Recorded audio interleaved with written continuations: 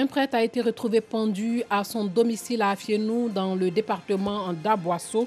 Les raisons de ce drame dans ce journal. Et puis au Ghana, des drones de livraison assurent désormais la fourniture de médicaments dans les zones reculées, une technologie qui devrait permettre de pallier les problèmes d'accès aux soins et aux médicaments.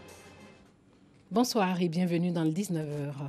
Le vicaire de la paroisse Saint-François d'Assise du village d'Afienou dans le département d'Aboasso a été retrouvé pendu ce matin. Selon des sources, le prêtre aurait laissé un message écrit dans lequel il leur demandait pardon sans révéler le motif de cette repentance. Dangui nous rapporte les faits. Ce matin, le corps du père Richard a été découvert après la messe par le curé de la paroisse. Au regard des premiers signes, le père se serait donné la mort par pendaison.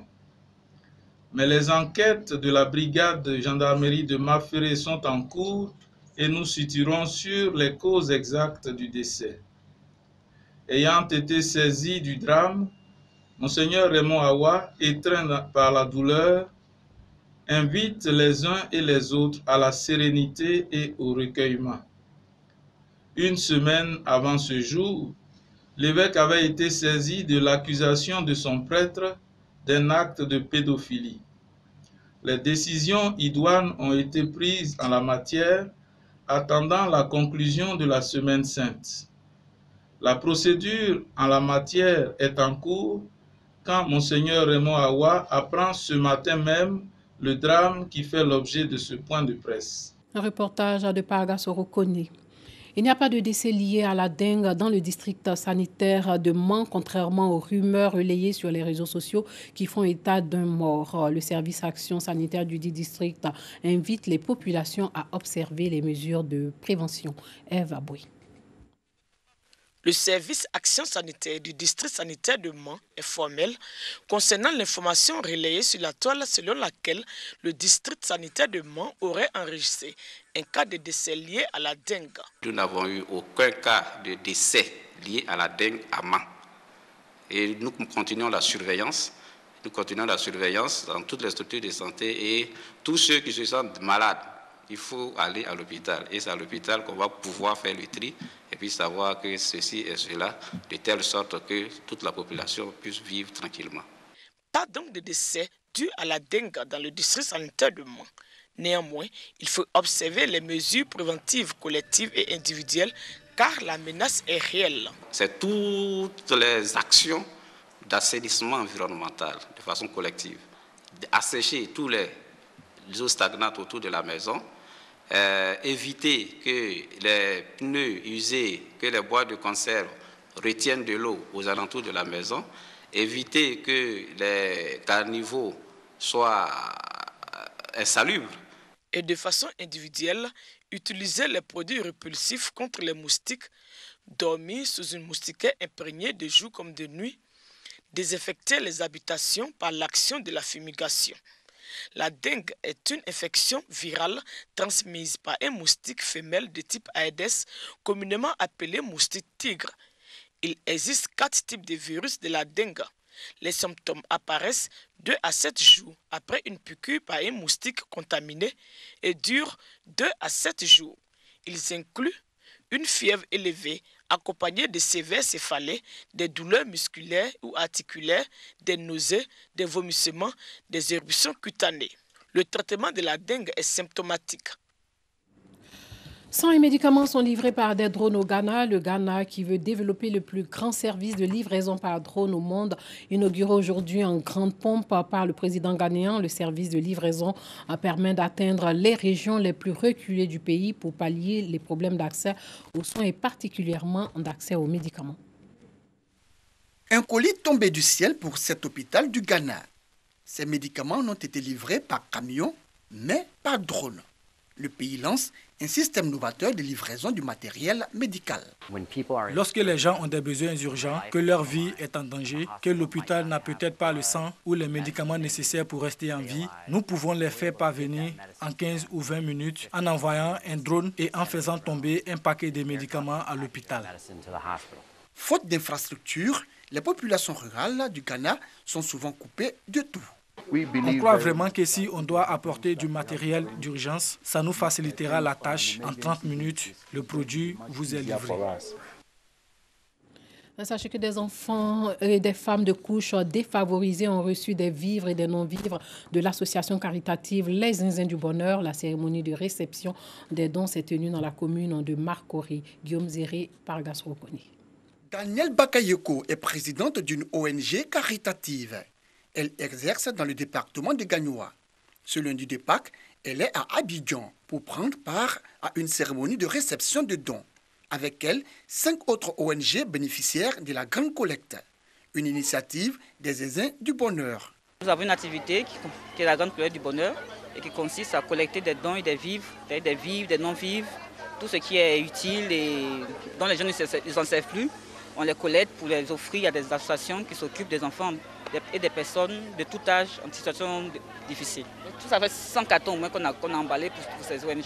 Pour les enfants démunis et les couches défavorisées, le geste des Zinzins du Bonheur est juste ce qu'il faut pour leur redonner le sourire. Dans les villages, on a besoin de vivres, de vêtements, de chaussures, d'un peu de tout. Ce dont un enfant normal a besoin pour vivre.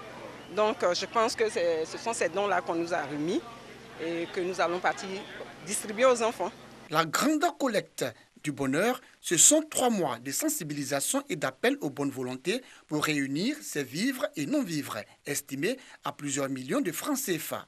Depuis 2012, le pari des Zinzins du Bonheur est de contribuer à réduire considérablement les inégalités sociales en apportant de l'aide aux plus démunis, toujours dans la bonne humeur.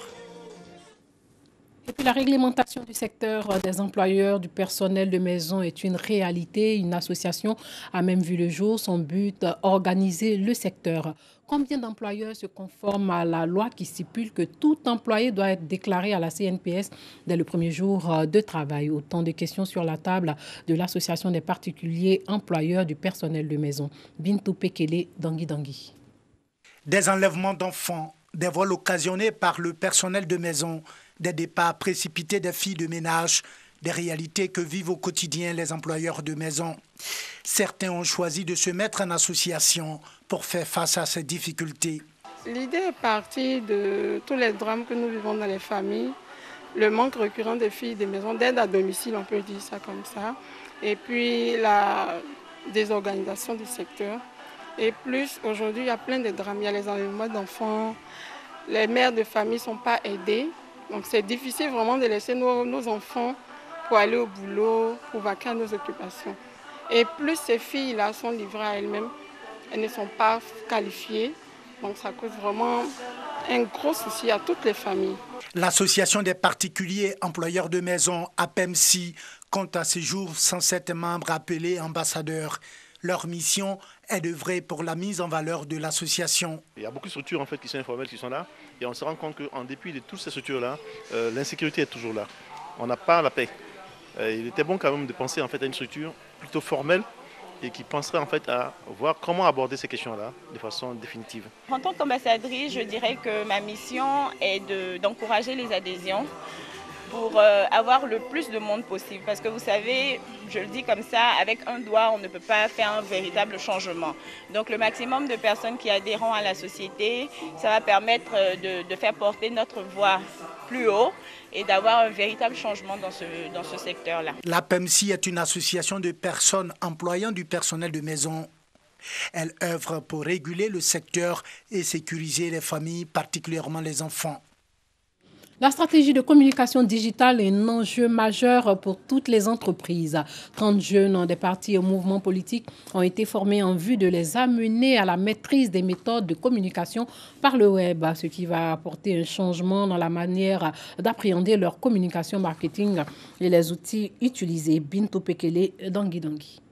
Instagram sont les médias sociaux les plus utilisés des partis politiques et sociétés civiles en Côte d'Ivoire, d'où l'intérêt de cette information. La Fondation a décidé de leur donner ces outils qui sont aujourd'hui la communication digitale, avec l'utilisation des médias sociaux, Facebook, Twitter. Comment utiliser ces outils-là pour en faire des instruments efficaces pour atteindre les cibles donc des partis politiques, pour parler aux populations de manière structurée, de manière mieux organisée et mieux dominer, j'allais dire, les médias sociaux pour ne pas qu'on aille dans tous les travers. Les médias sociaux participent à la visibilité et accélèrent le transfert de l'information. Préserver sa vie privée exige une bonne maîtrise de ces médias. La communication digitale aujourd'hui, les avantages spécifiques, c'est que vous pouvez mesurer tout ce que vous faites. C'est-à-dire que vous faites une action de 100 francs, vous pouvez mesurer l'impact tout de suite et rendre compte à votre patron. Ce qui n'est pas toujours évident dans notre contexte africain où la médiamétrie n'est pas bien poussée. Des jeunes issus des différents partis politiques et de la société civile présents à ce forum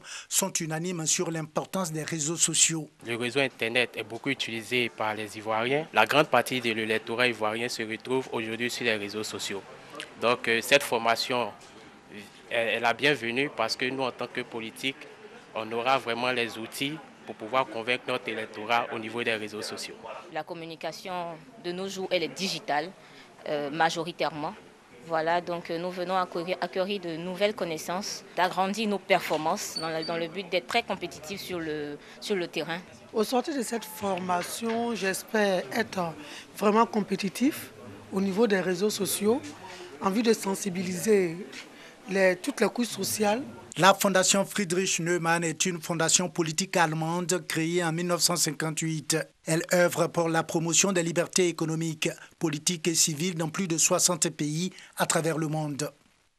Plus de 26 millions d'Égyptiens, soit 88% des votants, ont dit oui au remaniement de la Constitution. Le président Abdel Fattah al-Sisi pourra désormais rester au pouvoir jusqu'en 2030 et l'armée devient le garant du respect de la Constitution. Le taux de participation, 44% des 61 millions d'électeurs. Et puis le Mali est redevenu le champion africain de la production de coton. La filière représente près d'un quart des exportations du pays et 40% des revenus de la population rurale. Mais le manque de transformation de la matière première au niveau local pèse sur cette filière clé de l'économie. On le surnomme l'or blanc, le coton, un produit délicat récolté minutieusement à la main. Il est devenu le principal produit d'exportation du Mali. Pour encourager son développement, le gouvernement subventionne son engrais. Le secret d'une récolte rentable, une fibre de qualité. C'est bénéfique car ceux qui cultivent du coton ont des engrais. Par contre, ceux qui ne le font pas ont des difficultés d'accès aux engrais, même s'ils ont de l'argent. Il nous arrive de cultiver aussi du maïs en plus du coton. Mais sur cette récolte, seule une partie sera transformée au Mali. Le coton est principalement exporté à l'état brut. Une tendance que Mariam veut changer. Dans sa boutique de Bamako, elle utilise les bandes de tissus traditionnels et du fil fait à la main pour en faire des vêtements 100% coton bio. Voilà, il y a des métiers, il y a du savoir-faire et c'est un réel enjeu social, culturel et de patrimoine. Donc c'est regrettable que tout parte non valorisé. L'usine de Comatex utilise la matière brute pour en faire du fil, des tissus et vêtements. Une exception dans le pays. Ici, on traite 1% de la production malienne. Et face à la concurrence étrangère, les affaires vont mal. Apparemment, on pense que c'est un grand marché textile, mais le marché là est inondé. Je vais dire, par les produits textiles d'importation qui sont moins chers. Bon, ça entrave beaucoup les activités de l'entreprise. Avec 728 000 tonnes en 2018, le Mali est le premier producteur de coton d'Afrique. À peine 2% ont été transformés localement. C'est sur ces images de l'or blanc que s'achève ce journal. Merci de nous avoir suivis et surtout, portez-vous bien.